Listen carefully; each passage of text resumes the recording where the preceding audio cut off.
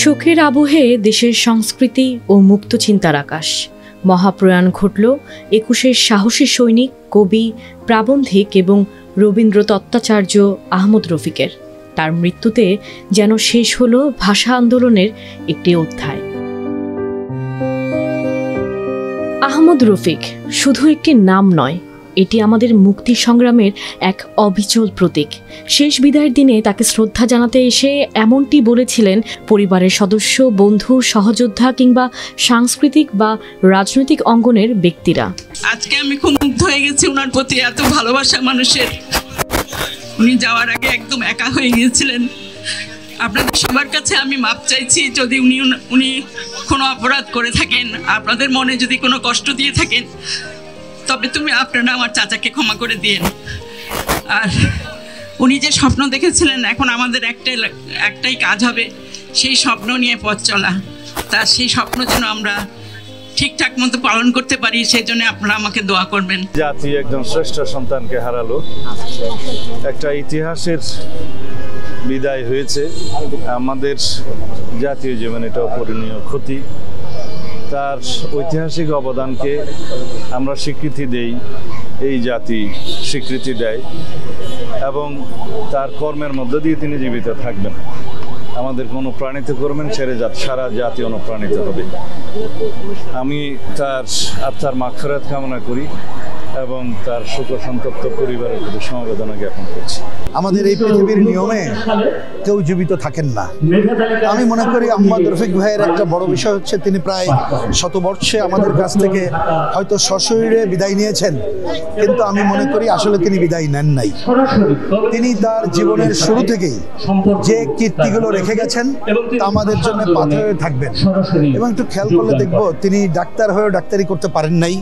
তিনি জীবনের শুরুতে ভাষা সংগ্রামী ছিলেন, ইলামত্র জেলখানায় থাকতে তাকে সহায়তা করেছেন এবং পরবর্তীতে তিনি সাহিত্য বেছে নিলেও এই সাহিত্য ছিল প্রকৃতপক্ষে গণমানুষের। তিনি সারা জীবনই ভাষা আন্দোলনে ভূমিকা রাখার পাশাপাশি সারা জীবনই বাংলাদেশের প্রগতিশীল আন্দোলন, বাংলাদেশের জনগণের পক্ষের আন্দোলন এবং সমস্ত ধরনের অন্যায়ের বিরুদ্ধে তার যে ভূমিকা, তার কণ্ঠস্বর, সেটা তিনি সবসময় জারি রেখেছেন।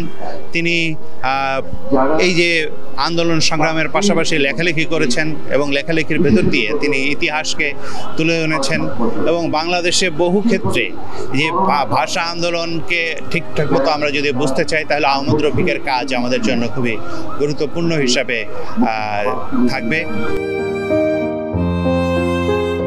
১৯৫২ সালে ঢাকা মেডিকেল কলেজের ছাত্র থাকাকালে তার নামে জারি হয়েছিল গ্রেপ্তারি পরোয়ানা, কিন্তু গ্রেপ্তারের ভয় দমিয়ে রাখতে পারেনি তাকে। সেই অগ্নিঝরা দিনে বাংলা ভাষার মর্যাদা রক্ষার যে শপথ তিনি নিয়েছিলেন, তার দীর্ঘ জীবনের প্রতিটি লেখায়, প্রতিটি গবেষণায় সেই শপথের অনুরণ শোনা গেছে। তার সাহিত্যকর্ম অত্যন্ত বৈচিত্র্যময় এবং বাংলাদেশের ইতিহাস, ভাষা আন্দোলন ও রবীন্দ্র চর্চায় অনস্বীকার্য। আহমদ রফিকের বিখ্যাত ও উল্লেখযোগ্য সাহিত্যকর্মের মধ্যে রয়েছে ভাষা আন্দোলন, ইতিহাস ও তাৎপর্য, ২১-এর ইতিহাস, আমাদের ইতিহাস, ভাষা আন্দোলনের স্মৃতি ও কিছু কথা, দেশ বিভাগ, ফিরে দেখা, বাঙালির স্বাধীনতা যুদ্ধ ও শিল্প সংস্কৃতি জীবন। রবীন্দ্র চর্চায় অনস্বীকার্য আহমেদ রফিক। তার রবীন্দ্র গবেষণামূলক গ্রন্থের মধ্যে রয়েছে রবীন্দ্রনাথের চিত্রশিল্প, রবীন্দ্র ভুবনে প্রতিসর, রবীন্দ্রনাথের রাষ্ট্রচিন্তা ও বাংলাদেশ, রবীন্দ্র সাহিত্যের নায়িকারা দ্রোহে ও সমর্পণে। আহমেদ রফিক ছিলেন প্রাবন্ধিক, কিন্তু হয়েছিলেন কবিও। তার লেখা কবিতা ভাবিয়েছে পাঠককে। আহমেদ রফিকের কাব্যগ্রন্থের মধ্যে রয়েছে রক্তের নিসর্গে স্বদেশ, বাউল মাটিতে মন, নির্বাসিত নায়ক ও বিপ্লব ফেরারি তবু। কেবল ২১-এর মাঠের লড়াকু সৈনিক হিসেবে নয়, তিনি স্মরণীয় হয়ে থাকবেন তার মননশীলতার জন্য। ভাষা আন্দোলনের পটভূমি ও তাৎপর্য নিয়ে তার প্রামাণ্য গবেষণা এবং রবীন্দ্রনাথের জীবন ও সৃষ্টিকর্ম নিয়ে তার তুলনাহীন আলোচনা তাকে দিয়েছে রবীন্দ্র তত্ত্বাচার্য উপাধি। তার লেখনী ছিল মুক্তচিন্তা ও প্রগতির এক প্রদীপ্ত মশাল। দীর্ঘদিন ধরে বার্ধক্যজনিত নানা জটিলতায় ভুগছিলেন এই প্রবীণ ব্যক্তিত্ব। 2 অক্টোবর রাতে না ফেরার দেশে পাড়ি জমান তিনি। 4 অক্টোবর সকালে তার মরদেহ কেন্দ্রীয় শহীদ মিনারে আনা হলে সর্বস্তরের মানুষের শ্রদ্ধায় সিক্ত হন তিনি। আহমেদ রফিক অন্তিম যাত্রাতেও নিজেকে দিলেন উজাড় করে। চিকিৎসা বিজ্ঞানের গবেষণার জন্য দান করেছেন নিজের দেহ।